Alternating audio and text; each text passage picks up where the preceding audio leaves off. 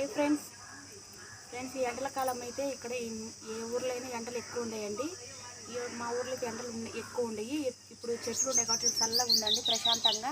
పల్లెటూరు కాబట్టి చెట్ల నుండిగానే ఇట్లా చల్లగానే ఈ చెట్టు కిందనే కూర్చోగలుగుతున్నాం. అదే సిటీలో అయితే అది కూడా కూర్చోలేమండి. ఇంట్లో ఉండాలి, ఫ్యాన్ గారికి వాటికి కూలర్లు ఏసీలు ఇట్లనే ఉండాలి. కానీ ఇక్కడైతే ప్రశాంతంగా చెట్టు కింద అయితే కూర్చున్నాము. చల్లగా అయితే వాటర్ అయితే తాగుతున్నాం. చెరుకు రసం అయితే తెచ్చుకున్నామండి. చెరుకు రసం అయితే తెచ్చుకొని కొంచెం చల్లగా ఉంటుంది అనేసి చెరుకు రసం అయితే తాగుతున్నాం ఫ్రెండ్స్. ఈ ఎండాకాలం చెరుకు రసం తాగితే చాలా మంచిదండి, కొంచెం చలవ చేస్తుంది.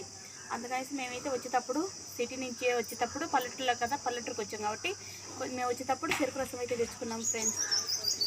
మీరు కూడా చెరుకు రసం, టెంకాయ నీళ్ళు, ఇట్లాంటివి మజ్జిగ ఇట్లాంటివి అన్నీ తీసుకోండి ఫ్రెండ్స్. ఎండాకాలం అయితే ఎంత మంచి తీసుకుంటే అంత మంచిదండి.